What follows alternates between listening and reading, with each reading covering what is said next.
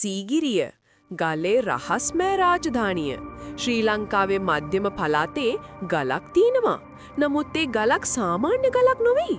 එය සීගිරිය ගල් මත පවත්නා පුරාණ රාජධානියකි. අදත් ඒ ගල කියයි රජකුගේ සිහිනයක් ගැන, රහස් සහිත පුරාවිද්‍යා කතාවක් ගැන. ක්‍රිස්තු වර්ෂ 407ට පමණ පෙර කාශ්‍යප නම් රජ කෙනෙක් තම පියා මරා බලය ගත්තා. බය සහ සැක ඔහුගේ සිත ආවරණය කළා. ඒ නිසා ඔහු තීරණය කළා පෘථිවියේ උසම ගල මත තම රාජධානිය පවත්වා ගන්න. ඒ ගල සීගිරිය. ගල උසයි මීටර් 200කටත් වැඩි. එහෙත් කාශ්‍යප රජු එම ගල උඩින් දූපතක් වගේ ග්‍රාමයක්, මාලිගාවක්, උයනක් නිර්මාණය කළා.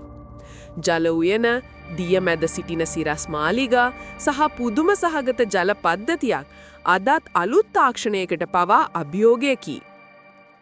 ගලේ බිත්තියේ දැක්කද සීගිරි බිත්ති චිත්‍ර?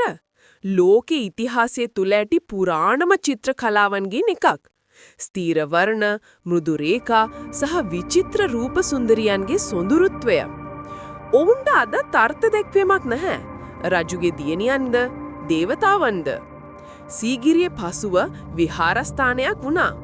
කාලයත් සමග පුරාණ රාජධානියේ රජ කෙනෙක් පාලනය කළේ නැහැ. නමුත් එහි ගල්බිත්තිය, උයන සහ රූප සටහන් අදත් රටක් මතක කරවන සත්‍ය සාක්ෂියක්. සීගිරිය කියන්නේ ගලක් නොවේ. ඒක කාලය මැදින් අඛණ්ඩව පවතින මනුෂ්‍ය බුද්ධියෙත්, ආකල්පයේත් සහ රසවත් ඉතිහාසයේත් සංකේතයක්. ඒක ශ්‍රී ලංකාවේ පුරාවිද්‍යා මාණික්කයයි.